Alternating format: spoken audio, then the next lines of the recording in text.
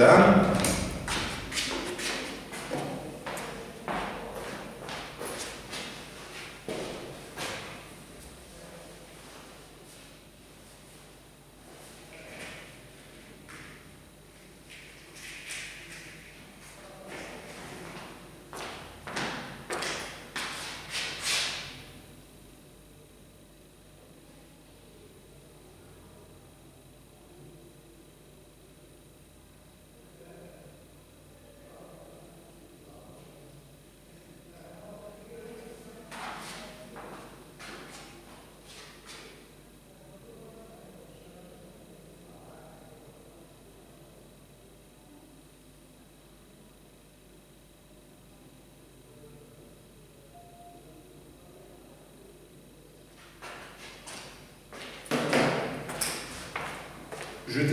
je disais donc bonjour messieurs, dames, nous reprenons donc notre cours de langue française au niveau de la séance numéro 2 pour continuer ce que nous avons entamé la semaine dernière, soit l'étude du corps humain, et nous avons fait en fait la description de tout le dispositif constitutif de la personne humaine, avec ces trois parties essentielles, la tête, le tronc et les membres.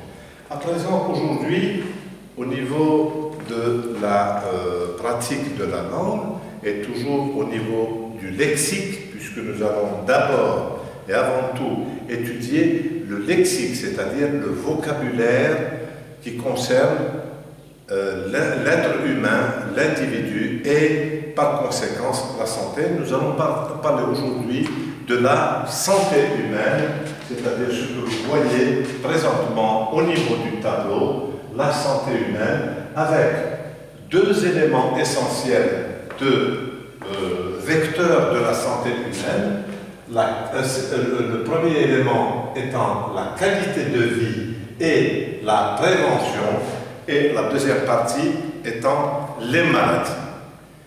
Il va sans dire que l'homme, c'est-à-dire l'individu, et en détail tout être vivant qui vit sur la planète, a besoin de vivre. De vivre, c'est-à-dire de se positionner, de respirer, d'apprécier et de se protéger dans son environnement. Ces éléments essentiels qui concernent en particulier l'individu vont porter sur la qualité de vie. Qu'est-ce que la qualité? Vous savez, messieurs, dames, que nous pouvons opposer le mot qualité,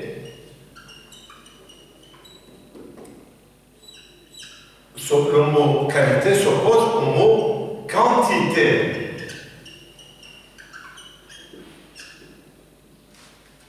Lorsque nous parlons de qualité, la qualité, c'est tout ce qui est apprécié, tout ce qui est porteur du bien, du bon et du bien-être.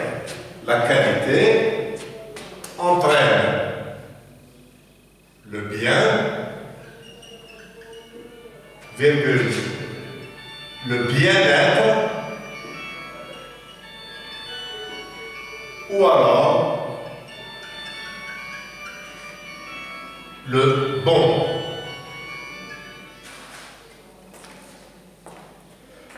Cela veut dire que avoir une vie de qualité, cela correspond à avoir à sa disposition un environnement, parce que lorsque nous parlons de qualité de vie, nous parlons de l'homme par rapport à ce qui l'environne, c'est-à-dire la nature. Et la qualité de vie est lié étroitement à la présence de la nature. La nature étant un ensemble d'éléments qui gravitent autour de l'homme, qui se trouvent essentiellement au niveau de la terre, au niveau de l'eau et au niveau du ciel, et qui sont mis à la disposition par la nature pour permettre à l'homme de bien vivre, normalement. Bien vivre. Donc ça veut dire qu'il y a toujours une affaire de qualité. Et avec toutes les lectures que vous avez faites ou toutes les émissions que vous avez suivies à la télévision, vous vous rendrez compte que la qualité de vie est liée à énormément de phénomènes. Il y a tout d'abord l'air que nous respirons. L'air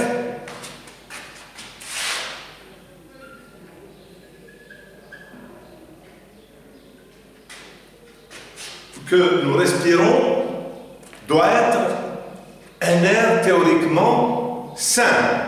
Et ce que vous savez scientifiquement des composants de l'air, l'air contient beaucoup d'oxygène et d'autres éléments tels que l'azote et d'autres oligo-éléments nécessaires à la respiration et à la vie de l'homme.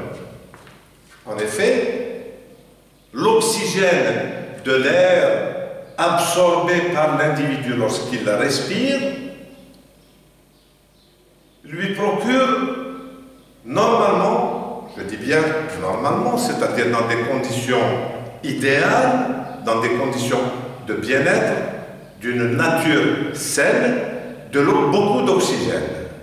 Cet oxygène sera absorbé par la bouche, par le nez ou par la bouche et entrera nécessairement dans les poumons.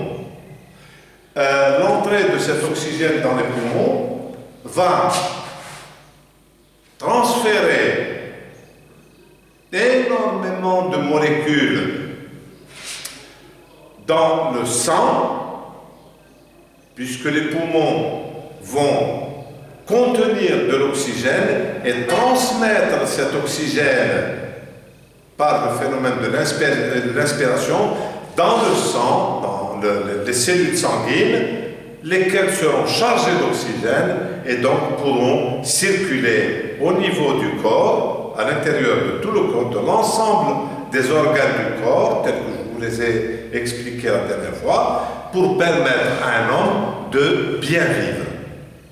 Son cœur va être gorgé de sang plein d'oxygène. Cet oxygène sera transmis dans toutes les cellules du corps, en commençant par le cerveau, les autres organes, et pourra faire fonctionner l'ensemble des systèmes constituant le corps humain et pourra permettre à l'homme de bien vivre. Donc il y a d'abord l'air. Ceci par le biais d'air, par la respiration.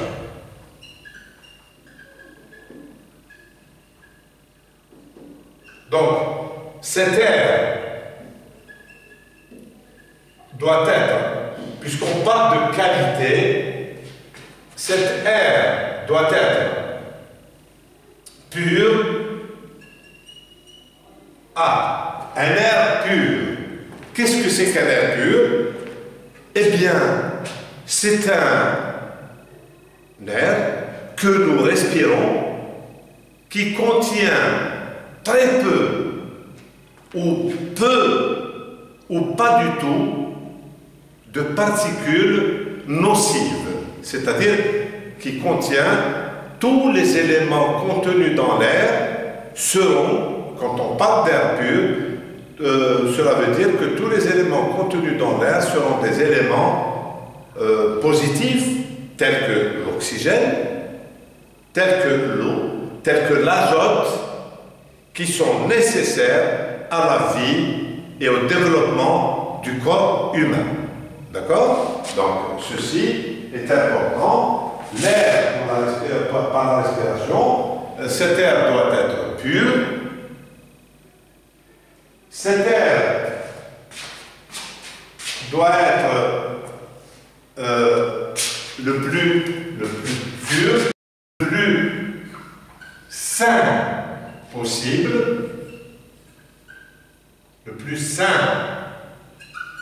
possible, un air sain.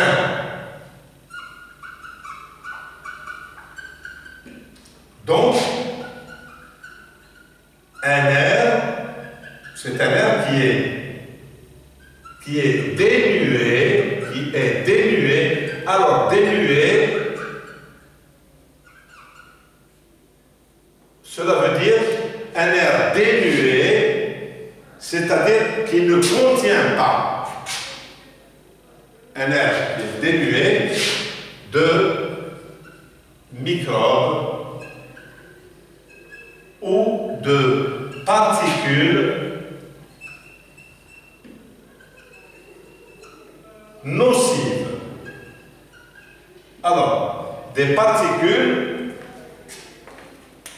ce sont des éléments minuscules, microscopiques, que nous ne voyons pas à l'œil nu, mais qui contiennent des éléments nocifs, c'est-à-dire dangereux, donc nocifs, on dit nocif égale dangereux. D'accord? Nocif, dangereux. Au féminin, nocif donne nocive, ça c'est masculin.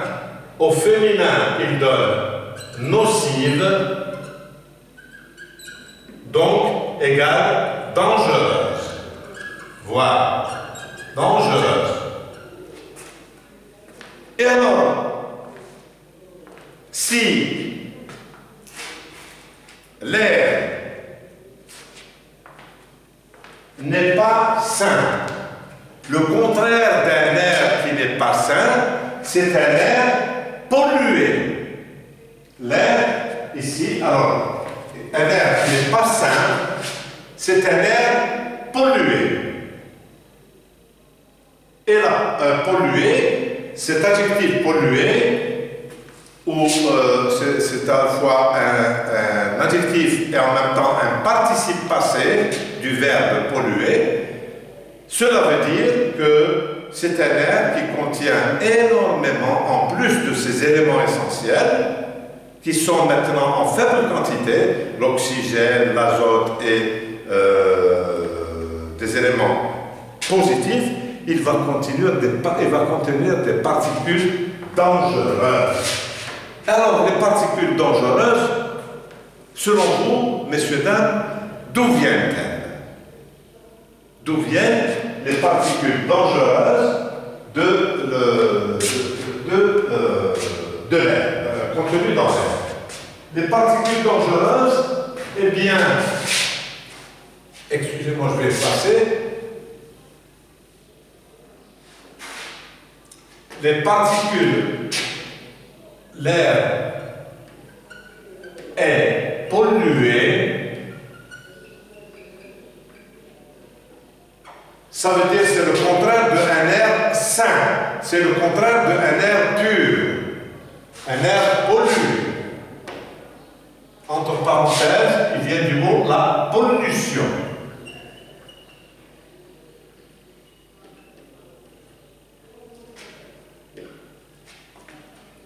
C'est un air qui contient des particules dangereuses. Contient des particules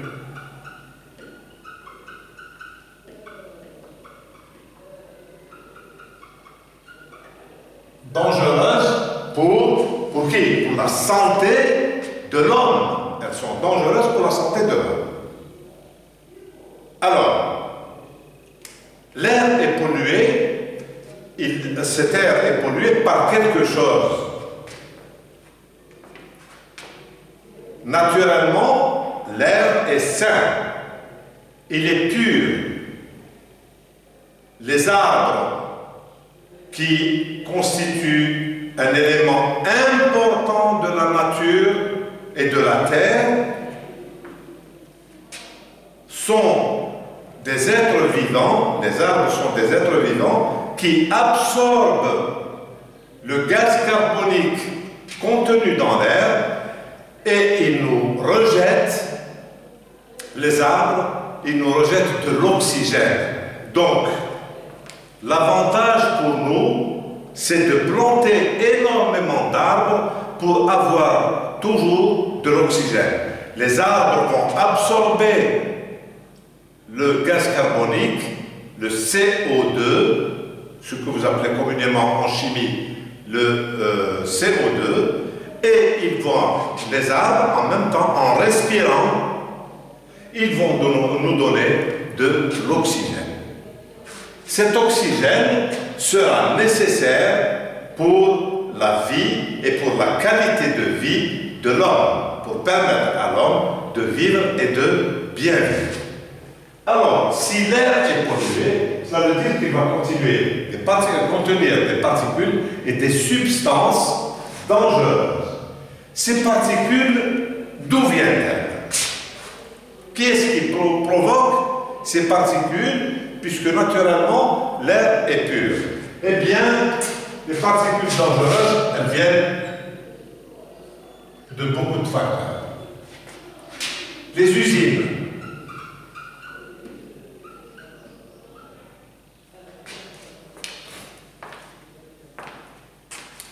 Qui produisent des fumées. Les usines, alors, les usines qui produisent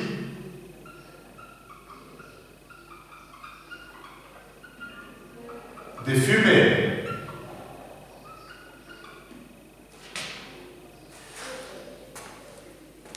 Vous savez, messieurs, dames, que les usines, toutes les usines au niveau des grandes industries mondiales possèdent des cheminées, de grandes cheminées, ce que l'on appelle, alors, produisent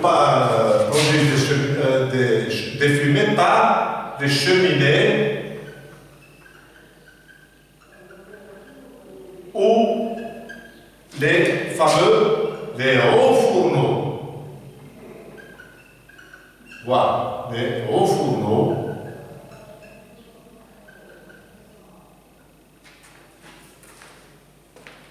Parce que, effectivement, dans toutes ces usines, on brûle, on consume, le verbe consumer, consumer, non pas consommer, mais consumer veut dire brûler des produits.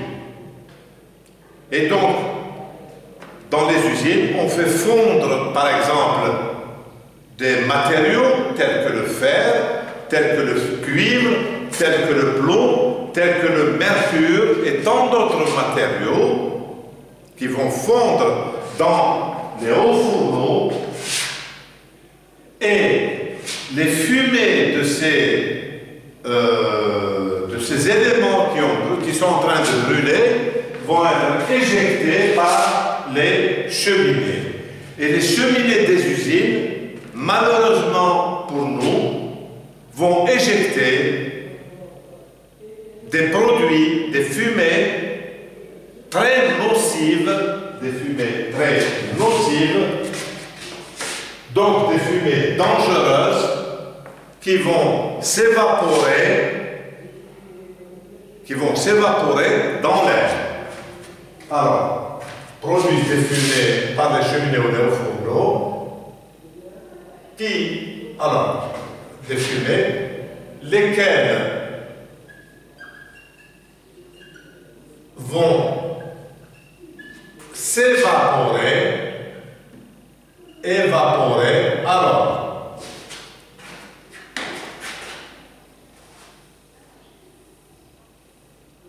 vont s'évaporer dans l'air. Regardez bien le verbe s'évaporer. Alors, si vous prenez le verbe s'évaporer, verbe s'évaporer, vous remarquerez que c'est un verbe du premier groupe. Il se termine en ER. C'est un verbe du premier groupe. Il se termine en ER. Donc c'est un verbe qui va se conjuguer à tous les temps et à tous les modes, comme tous les verbes du premier groupe, tels que le verbe manger, ou bien le verbe chanter, ou bien le verbe danser. Le verbe s'évaporer, bien sûr, ici, il a une racine. Regardez, s'évaporer. Alors ici, la terminaison, c'est la terminaison de l'infinitif, c'est-à-dire, c'est ER de l'infinitif. Ici, excusez-moi,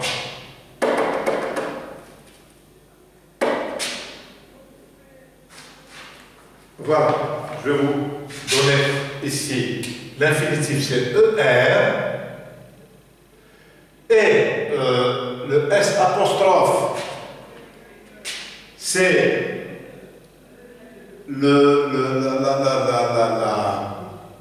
l'élément de la forme pronominale, c'est le S de la forme pronominale qui est le sens réfléchi, s'évaporer, c'est-à-dire évaporer soi-même.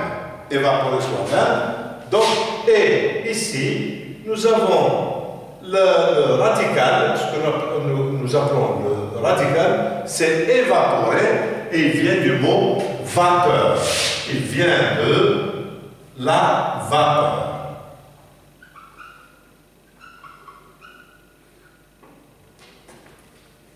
La vapeur, vous devez certainement savoir ce que c'est tout ce qui est produit, c'est un gaz qui est produit lorsque vous mettez un liquide ou un solide en fusion, en ébullition. C'est-à-dire vous prenez de l'eau, par exemple, vous mettez de l'eau dans une casserole, vous faites bouillir de l'eau, et lorsque, après un certain moment, lorsque l'eau est bien chaude, cette eau commence à s'évaporer. Et vous voyez, de vos propres yeux, la vapeur, c'est une vapeur blanche, qui est en fait l'eau contenue dans la casserole, qui devient un gaz et qui va partir dans l'air. Donc c'est toute l'eau qui était liquide, qui va devenir gazeux, qui va devenir un élément gazeux, et qui va passer dans l'air. Donc s'évaporer, il va donner de la vapeur, et la vapeur, c'est une forme de fumée, épaisse ou moins épaisse, qui va se diffuser, qui va se transmettre dans l'air. Il va se transmettre dans l'air. Et alors, les types de vapeurs qui seront dangereuses, en réalité, ce n'est pas la vapeur de l'eau, parce que l'eau, lorsqu'elle bouillit dans un fourneau ou dans un fourneau, elle produira, vous savez, messieurs, dames, vous connaissez le principe de l'eau, elle est formée de l'oxygène et de l'hydrogène. Donc, elle va produire des vapeurs d'oxygène, donc qui ne seront pas, au contraire, elles ne seront pas dangereuses, puisque les vapeurs d'oxygène peuvent être absorbées tranquillement par l'homme sans aucun danger. Par contre, dans les hauts fourneaux des usines, et c'est cela qui est important pour nous et qui indique que l'air est pollué, ce n'est pas de l'eau qui va bouillir, mais ce sont plutôt des métaux. Des métaux, c'est-à-dire un métal en fusion, c'est-à-dire les métaux.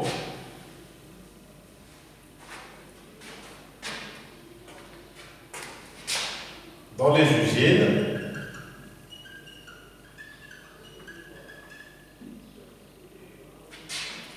alors, les fumées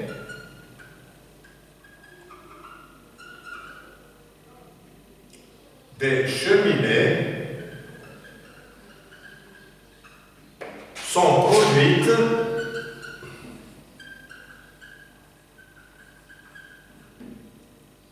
par les métaux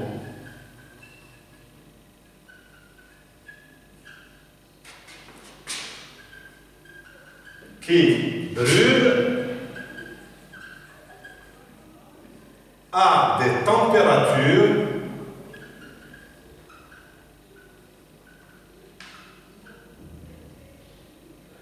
très élevées.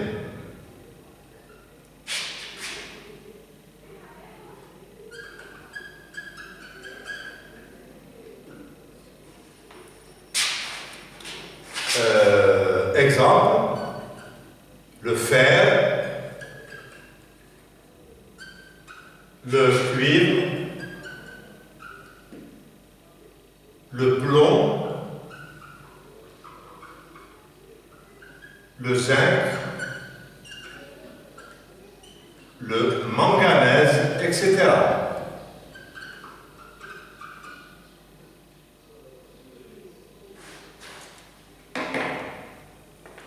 Et donc, lorsque ces métaux brûlent dans les hauts fourneaux pour être fondus, en réalité, ce sont des métaux qui sont d'abord solides, ce sont des grosses pièces de fer, ce sont des grosses masses ferreuses ou cuivreuses qui vont être jetées dans un four incandescent, c'est-à-dire un four à haute température, et ces métaux vont fondre, et lorsqu'ils ont fondu, ils vont dégager des fumées, des gaz, des gaz ferreux qui vont contenir ces gaz, qui vont contenir, comme je vous l'ai dit tout à l'heure, des particules qui vont s'évaporer, qui vont contenir des particules qui vont s'évaporer dans l'air, et ils vont se diffuser dans l'oxygène de l'air et ils vont polluer l'air. Les hommes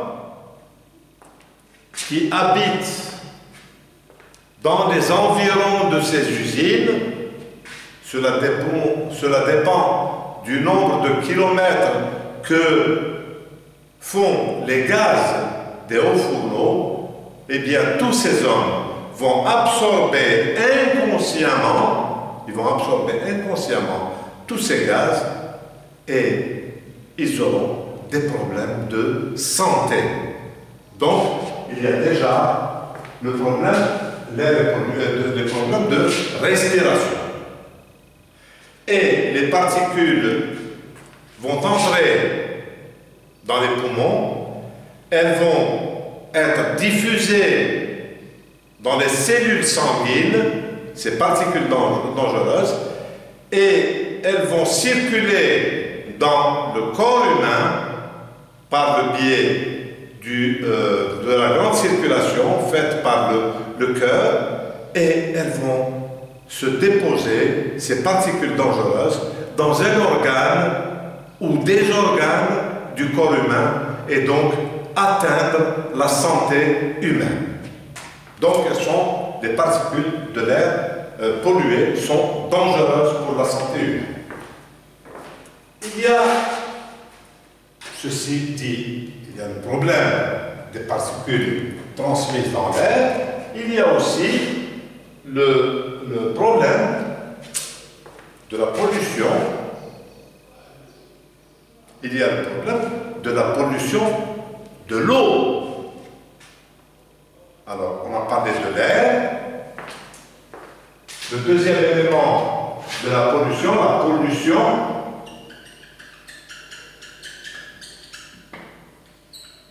de l'eau.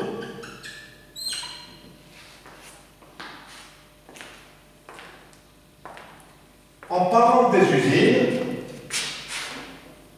telles que je vous l'ai énoncé au départ, ces mêmes usines de construction, il peut s'agir d'usines de construction automobile, mécanique, donc des usines de construction mécanique, ce sont des usines de construction métallurgique, il s'agit d'usines qui peuvent produire des grandes barres de fer, des tôles ondulées, qui peuvent produire tous les matériaux ferreux et non ferreux, nécessaires à la vie moderne, entre guillemets, puisque nous opposons la vie moderne à la vie traditionnelle. Le monde moderne a besoin de beaucoup de matériel. Donc, l'eau, vous savez que le métal, tel que je vous l'ai dit, et les métaux qui sont fondus dans les hauts fourneaux doivent bien sûr être fondus avec de l'eau. Il y a de l'eau qui est ajoutée dans une certaine proportion à ces métaux pour qu'ils puissent fondre très facilement. Et bien entendu, lorsque les usines produisent de nouveaux matériaux, les déchets vont au niveau de ces usines, les déchets vont se dégager de deux manières. Soit par le biais des fumées qui vont être dégagées par les cheminées et qui vont s'évaporer dans l'air. Et il y a aussi une deuxième catégorie de déchets qui vont se rejeter de par les tuyaux, les canalisations des usines, qui vont se rejeter dans les rivières, dans les oueds et dans la mer. Donc, la pollution de l'eau, c'est-à-dire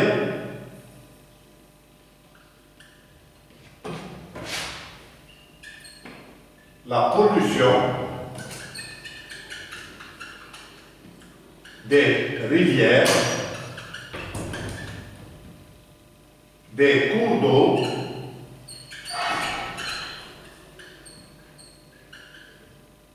et de la mer.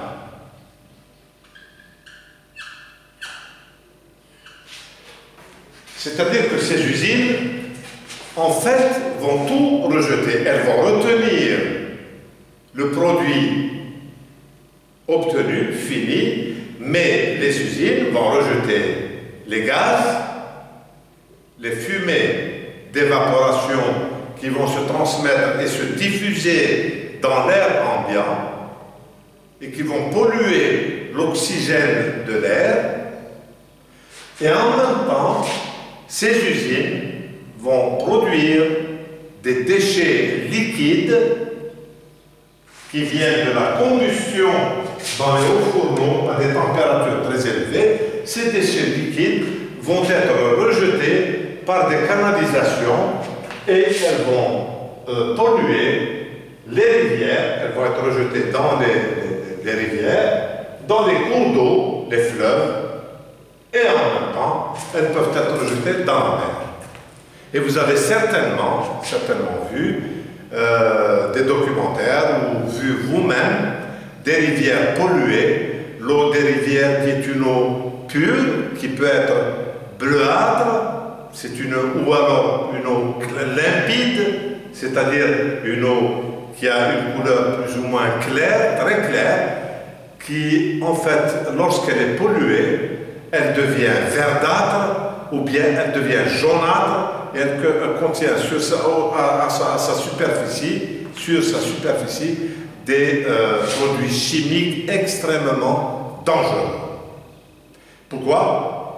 Et ces produits chimiques vont être dangereux pour les animaux qui vivent dans les rivières, c'est-à-dire les poissons, les batraciens, tels que les grenouilles, les têtards, etc. Et c'est un phénomène en fait d'échange, L'homme, puisque nous parlons de l'individu, de l'être vivant, de l'être humain, l'homme, lorsqu'il arrive dans la rivière, il va pêcher du poisson. Les pêcheurs, lorsqu'ils vont dans les grands cours d'eau pêcher des poissons d'eau douce, eh bien, ils vont pêcher des poissons qui auront absorbé énormément de produits chimiques. Et vous connaissez l'histoire du Japon avec la baie de Minamata, où les pêcheurs de cette baie, la baie c'est une plage, une baie c'est une plage très large, où les pêcheurs qui vivaient en bord de mer pêchaient du poisson, mais qui était pollué par du méthane produit par des bateaux. Ce méthane a été absorbé par les poissons. Les pêcheurs ont consommé, c'est-à-dire qu'on mangeait du poisson de la baie de cette baie de Minamata, et ils ont absorbé énormément de méthane, et il s'est passé des choses terribles qui ont porté dangereusement, puisqu'on parle de danger, ces particules qui ont été absorbées dans la nourriture avec le poisson ont déposé dans le corps de ces individus de grosses particules de méthane, lesquelles ont entraîné des maladies extrêmement dangereuses et horribles, surtout au niveau génétique. Lorsque leurs enfants naissaient, ils naissaient justement à la naissance, les enfants étaient atrophiés. Ce sont des enfants à qui il manquait des fois la main entière, ou bien qui avaient des visages atrophiés, donc qui étaient complètement défigurés par le méthane absorbé par les parents. Vous voyez combien la pollution de l'eau est dangereuse pour la santé de l'individu. Donc on a parlé de la pollution de l'air. En deuxième partie, on a parlé de la pollution de l'eau. Il y a aussi la pollution de la terre.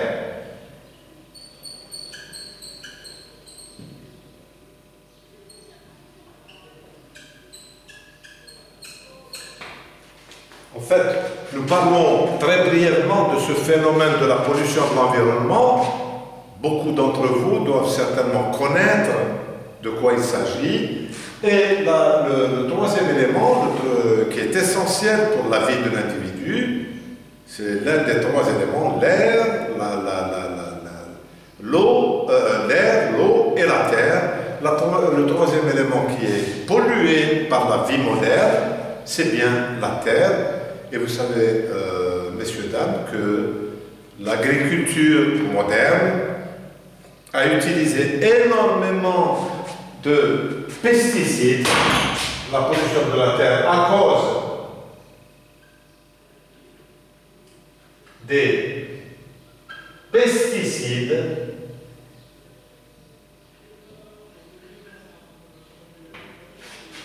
Les pesticides, d'ailleurs, ce mot vient d'une maladie extrêmement dangereuse que le monde a connue, c'est bien la peste. Les pesticides, en réalité, ce sont des produits phytosanitaires, c'est-à-dire des produits d'agriculture, pour que cultivateurs utilisent pour protéger, entre guillemets, les arbres et la végétation, tout ce qui est végétation, contre les insectes dangereux. En réalité, ces insectes existent dans la nature, puisque la nature est suffisamment équilibrée pour créer, au niveau de chaque espèce d'insecte, des insectes qui détruisent, mais il y a aussi d'autres insectes, d'autres types d'animaux qui consomment ces insectes. Donc, ce sont, en fait, c'est la fameuse chaîne de la vie, la chaîne alimentaire. Les gros mangent les petits, et ainsi de suite. Mais l'homme, pour aller plus vite, n'a pas laissé la nature faire les choses tranquillement, mais pour aller plus vite, il a voulu moderniser, entre guillemets, son agriculture.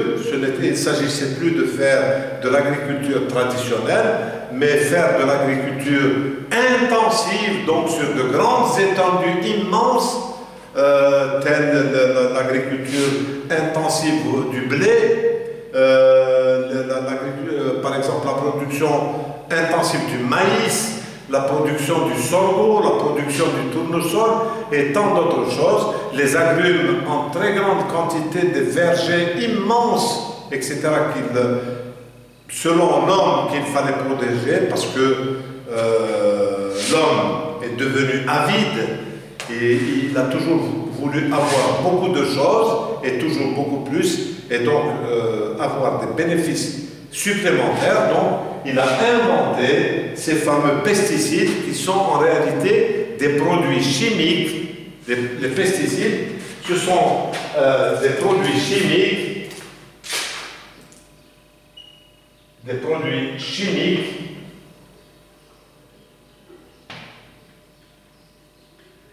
pour tuer les insectes parasites.